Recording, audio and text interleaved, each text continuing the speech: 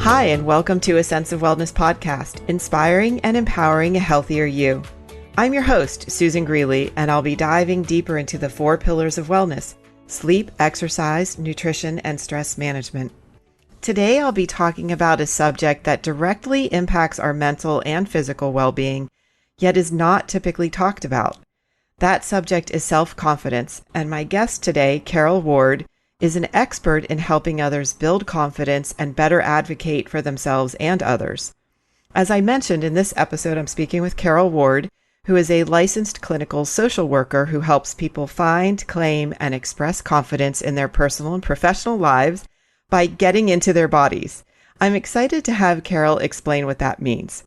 So Karol is also a confidence building coach, a trained therapist, author, and speaker who provides individual coaching, presentations, and workshops on confidence and communication. So Karol, with that, thank you for joining me today. I'm excited to get talking. Oh, it's great to be here, Susan. Thanks for having me on. Yeah, well, this is an exciting opportunity, I think, to talk about a subject that most of us wouldn't even think about as how closely tied to our well-being it actually is, which is self-confidence. So I'm going to have you start by giving us a little bit more of your background and how did you choose this path of both the mind, body, well-being, and specifically confidence building? I love talking about this subject, and I could go in so many different directions, but I'm going to take a little history route, which is when I was growing up, and I talk about this in my first book, Find Your Inner Voice. I had a grandmother who was very intuitive and psychic. She just was, and she would read tea leaves, and she was from Russia.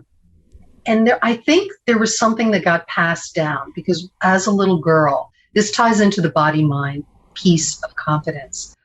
I had this ability to pick up on things, to know things, to feel things. And that continued throughout my childhood. Not so much that I was this psychic phenomenon, but just things that I noticed. And as I got older, it faded back and then came back into my life probably in my 20s, and I started to do some research on it. And what I found was right before I felt something or intuited something, there was definitely a physical response in my body. Mm-hmm. And I thought, well, that's really interesting. And I continued to explore this even before I became a therapist. And I saw that there was some research involved in how our body, especially the gut, often perceives things a little bit faster than the brain does. So we feel things physically, we're given physical signals, and then our brain is able to comprehend what that means. And then simultaneously, as I did my own personal development and went into psychotherapy and was exploring myself, I happened to, and maybe it was fate, land in a type of psychotherapy that was very somatic or body oriented.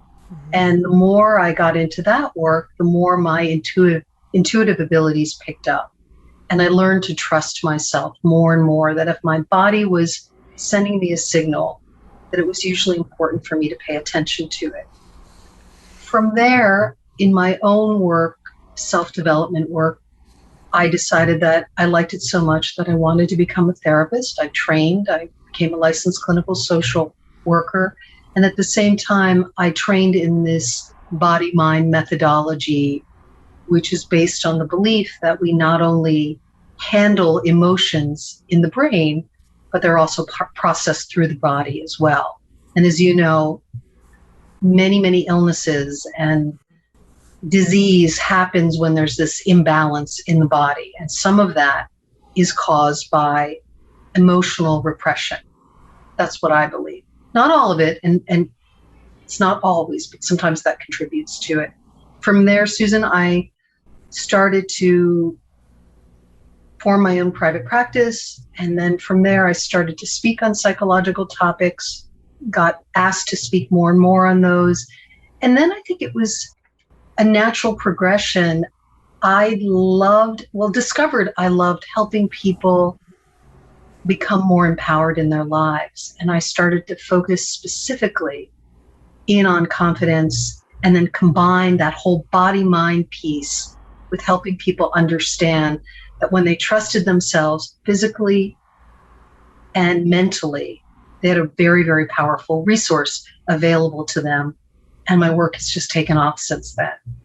It's incredible. I'm sitting here thinking you're reading my mind. It's why we're here, helping others and empowering them to improve their lives. That's Yes. right. And that's Yes. the whole point of my podcast and both of, what we're passionate about as in the wellness field. So I just love this. I do love it so much. I think most human beings really, if you ask them, do they ever get a feeling like trust your gut, that sense in your gut? They have that intuition, they have that knowing, and so many of us override it. So I definitely want to dive deeper into that. I want to mention to listeners that this conversation basically started because I did listen to your TEDx Times Square talk on finding your inner voice. And I love the message that you gave that we need to, quote, get into our bodies so we can get into our lives. So let's start there. Can you Yes. tell us about that? Well, it's this whole thing that if we are disconnected, and again, we don't choose to be disconnected. Most of us learn to be disconnected. When we disconnect from this body resource, this ability our body has to give us information, we're cut off from a powerful source of wellness building. I don't know how to say it any other way, right? That Right. it's that sense of, either I'm not feeling well, but on paper there's nothing wrong. Everyone tells me the blood tests are okay, but I can tell there's something off. And what would it be like to trust that and start to explore that? Or professionally, when you are either interviewing yourself or being the interviewee, let's say you're interviewing someone who on paper, they look like the perfect candidate, but your body is like, I don't know, something's off here. And later on, in hindsight, you realize that there was something off that you were picking up so quickly. That's where the research comes in, that this information happens so quickly that you're picking it up that sometimes we're like, how could that be? It doesn't make any sense why I would shudder or I don't know, cringe at hiring this person. Their resume looks good. I'll just bring them on. And that's where we lose out when we exclude the body.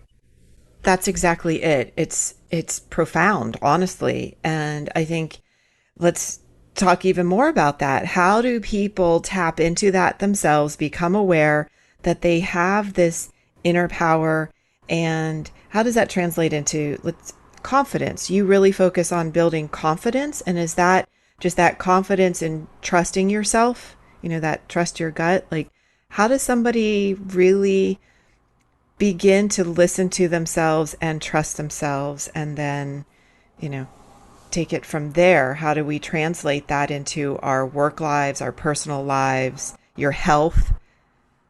It's definitely a process because it's about understanding and starting to notice and explore when you get a signal and when you go with it and when you don't.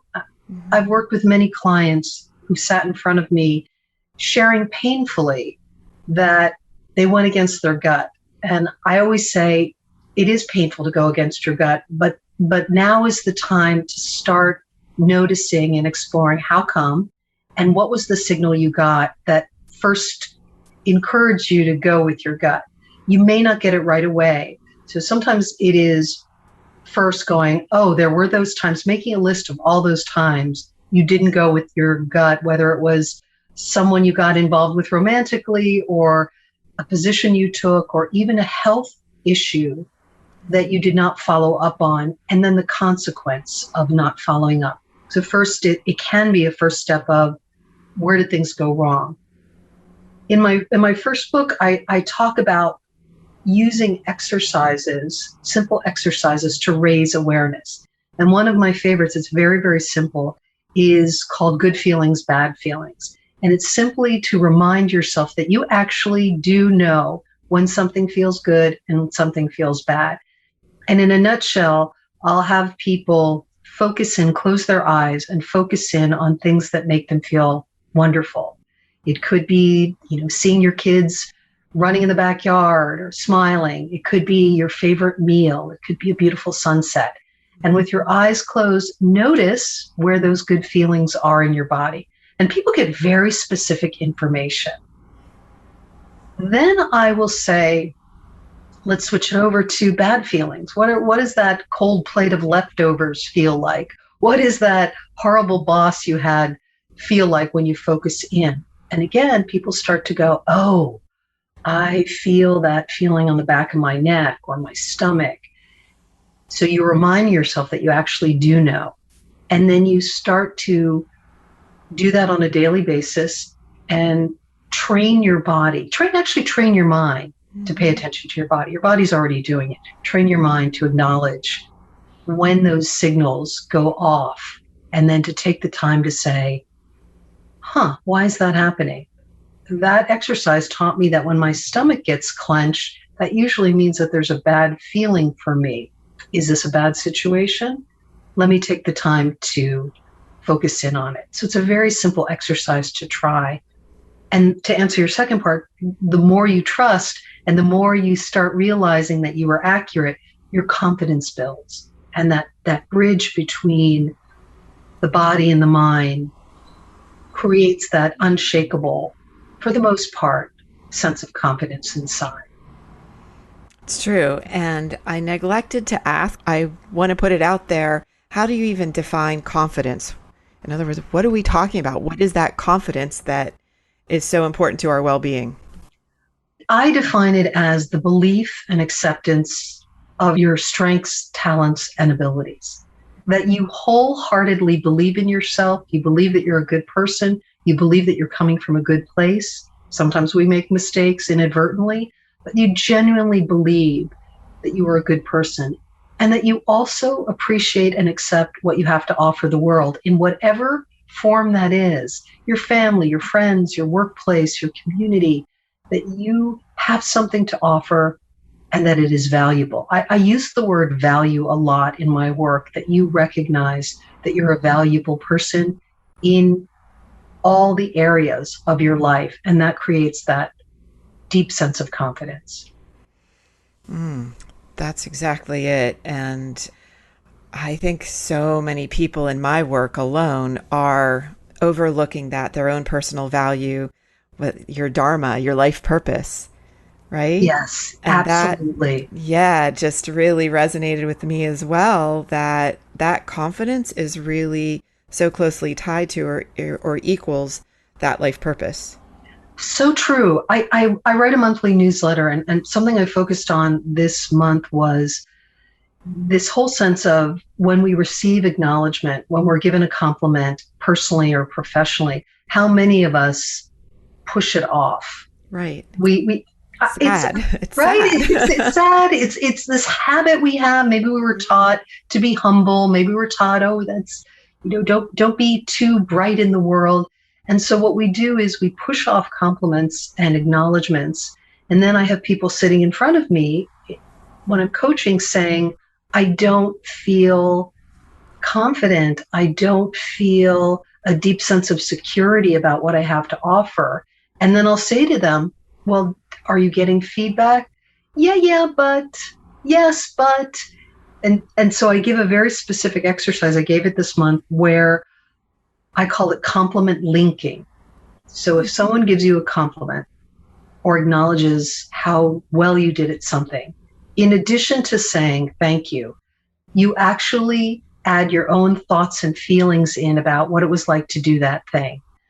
So for example, if someone said to you, Susan, you do a great job on your podcast, you're a wonderful host, that you could say, you might say, I encourage you to say thank you, and then express what it feels like to be a host and why you do it. So you might say, thank you, Karol. I love being a host. I love giving information to my listeners.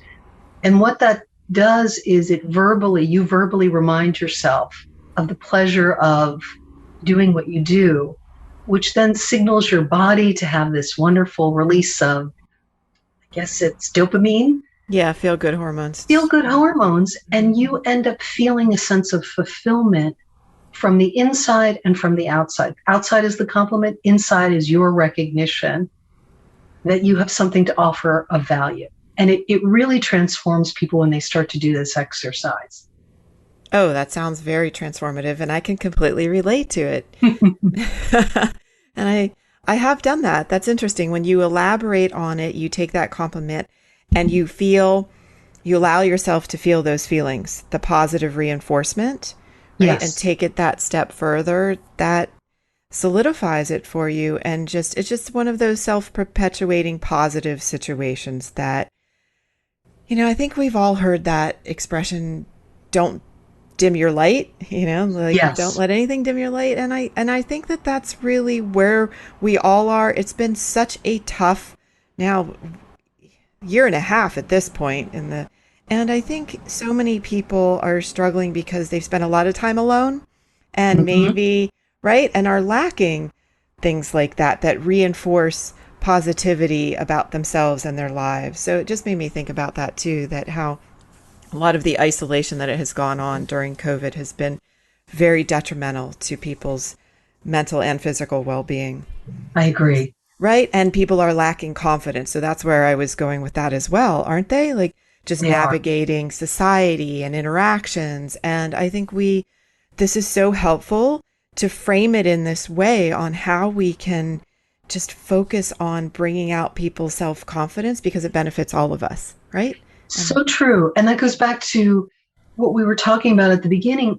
Once that's inside and you realize that I'm actually a good person going through a difficult time, then mhm. all the awkwardness or fear or vulnerability about emerging from this very stressful time of COVID is going to help you feel more confident to be like, I am who I am. I know I'm coming from a good place. Maybe I'm talking too much to that person on the elevator because I haven't talked to anybody in weeks, but I come from a good place. Or maybe I mishandle something because I'm a bit rusty, but Mhm. I know deep inside that I come from a good place and I come from love or sincerity, and what I have to offer is of value. And that can help you through this emergence from this time. Right, right. And these are really, thank you. These are very helpful ways of forming or reestablishing, building someone's self-confidence. And I also want to bring that back to its effect on our physical. And I've been talking a lot about mental health in my podcast and just, from that stress management standpoint. I really want to ask you, how do you see that affecting our physical well-being? Because that's the foundation to your work, is that somatic um, focus, or we people know the word psychosomatic, but I really want to talk about our physical health related to this. Can you give us both positives and negatives on how, like, examples of how this impacts our physical health? Sure. I can actually share a personal story of when I have some years ago, I found myself in a position of just overworking, overdoing, but not really connected to. Here I am, a body mind person, kind of overriding my body. It happens. I was in a position of caretaking for my mom. So there was a lot of emotion and a lot of stress. I was caring for her, and I was writing my second book, and I was handling a career, and my body was signaling me. My body was saying, through feeling shaky, through feeling vulnerable, through feeling emotional, was saying to me, you're reaching your limit. You're reaching your limit. And shortly, I would say a year after about my mother, after she passed, I kept going. And I eventually got to this place of exhaustion Yeah, where the burnout. stress level was right, where and my body said this to me, you're not going to stop. I'm going to stop you. Right. And Yep. sometimes that shows up for people with migraines, or it shows up with a pulled lower back, or it shows up with grinding of teeth. The body's like, oh yeah, pay attention here. And I literally was stopped in my tracks. I just was exhausted. I just sat on my couch. I couldn't do much. So that was one way that not paying attention Yeah. showed up. And that's the negative impact of doing that. And I've seen that with many of my clients, where they will say to me, even though they are coming in for confidence building, one of the questions I'll ask is, where's the self-care time? Hmm. Right. And I know self-care is an overused phrase, but I put it in this sense, Susan, like, where's your where's your personal time? Where are those little hubs of time that you can regroup and for 5 minutes and reconnect to what you need next, whether that next step is, I'm not going to do anything because that's what my body and mind are telling me. Mm-hmm. So that's the negative thing where it affects us physically, and I mentioned this before, where you show up at your doctor's or your health practitioner, your functional medicine person, and they say to you, can't find anything wrong with the tests. Right. But something's wrong and you know it. And that's where it's good to go in and start to take some time to ask yourself, what is my body telling me I need? That's an exercise I also have people try, which is, what is my body telling me I need? And first, that information might come up very faintly, but believe me, over time, as you start to cultivate it, you'll start to get some very clear answers. Right. The listening, the paying attention. Yes. In my work, I, as you can imagine, have so many clients I speak to who have GI issues, and they're not right. We just lump it all into this irritable bowel diagnosis because it's really, I want to say nondescript. There's no concrete diagnosis for it. It's so much is stress related and emotional. And that's where I see with the gut. It's why we also say, listen to your gut, because the gut is number one, what's impacted most by our mental state, our stressors, everything.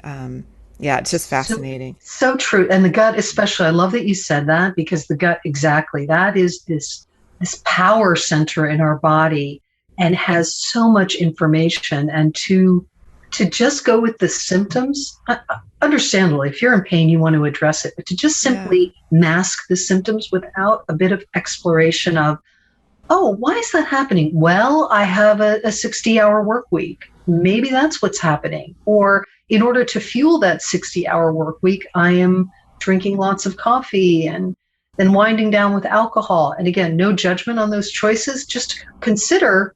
Right. Yeah. What's driving those choices? What's driving those choices that you're actually trying to take care of yourself? They're just kind of not the best choices to support your body. But the impulse is self-care in a funny way. Mm-hmm. Mm-hmm.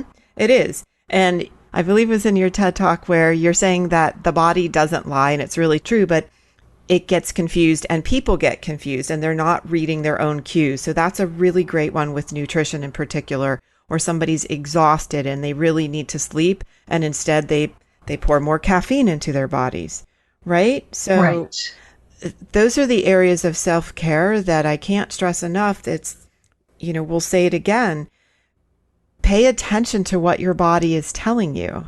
Yes. Right? Yes. Your body. Don't ignore it. Don't ignore it. It's an ally.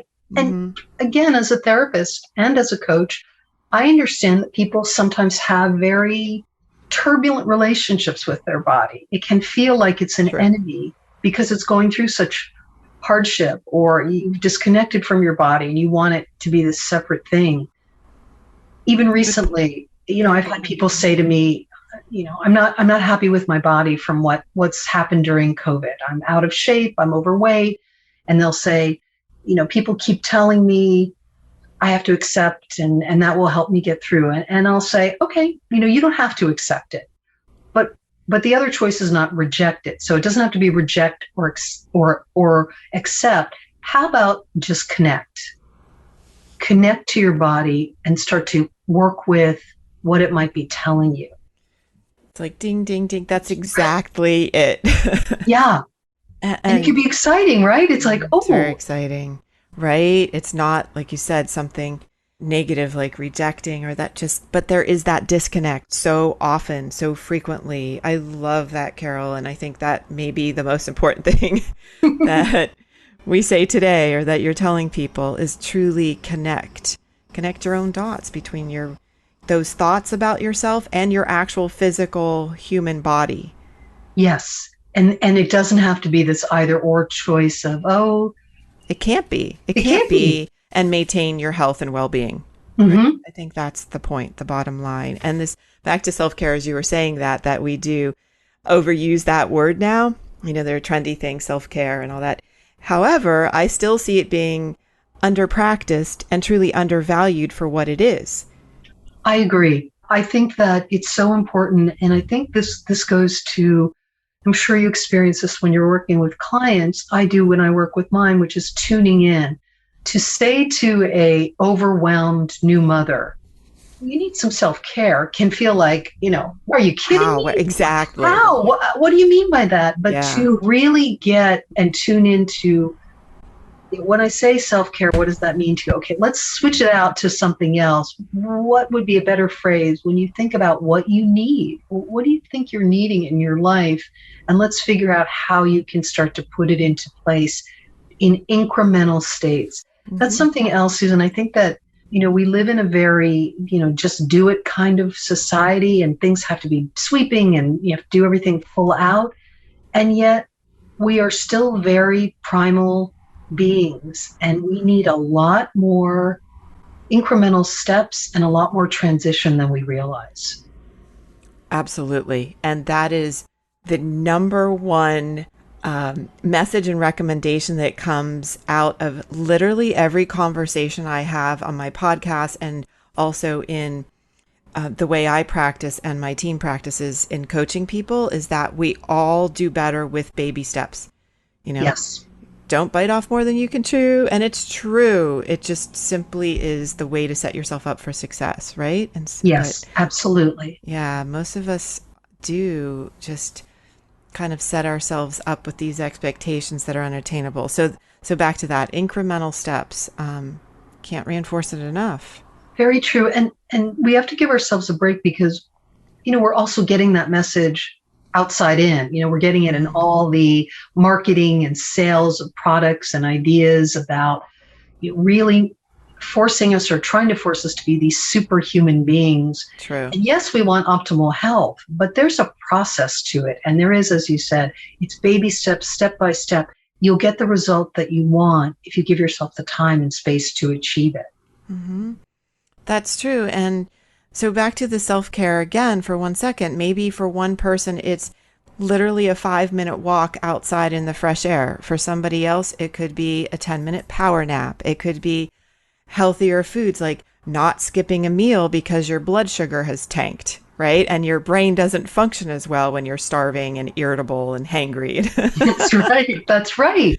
Those are the suggestions. Those suggestions are very right on, because it is the 5-minute walk, and then leads to, if you want, a 20-minute walk, and to just connect your body and say, how does this feel to walk for 5 minutes? Oh, my mood actually lifted. That's all I can do today because I've got a full schedule.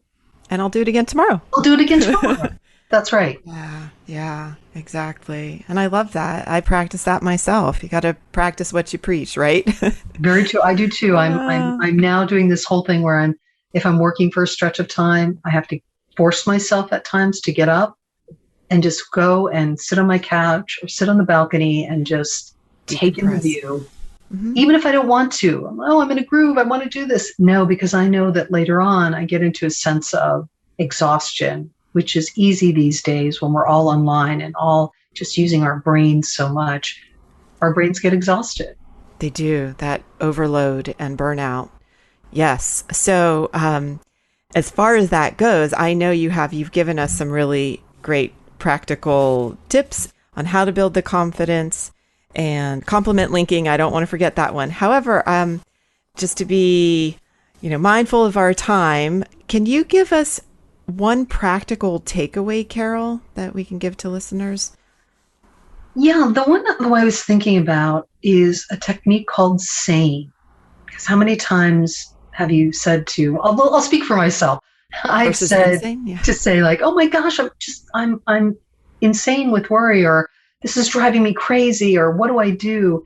And so I developed this very 4-step process called SANE, SANE. The S stands for stop, which is what we've been talking about, pausing and stopping. Right. The A stands for acknowledge. Acknowledge that you are overwhelmed, that things are out of control. Just name it. The next step is N, which is normalize. be compassionate towards yourself, because everybody goes through this. Sometimes when we're overwhelmed, we're thinking, I'm the only one, and why is this happening to me? So normalize it. Everyone goes through this. I'm going through it. I'm allowed to go through it. And then the E is evaluate. What do you need in that moment to try to figure it out to the best of your ability? Do I need to walk? Do I need to sit down with a cup of tea? Do I need to call a friend? Do I need to stare at mindless TV just so I can disconnect? Mm-hmm. So as you go through these 4 steps and you read them, and you can post them anywhere, it's a technique for disrupting that kind of frantic, overwhelming energy that stress causes us. Because when we're stressed, we cannot think clearly. Sometimes we think we're making the best decision, but the people around us are saying, yeah, that's not a good choice. So the only way to get ourselves back into healthy control is to literally disrupt and stop, acknowledge, normalize, and evaluate. That's excellent. I wrote it all down. I love that. Stop, acknowledge, normalize, evaluate. And that evaluate is such a key aspect.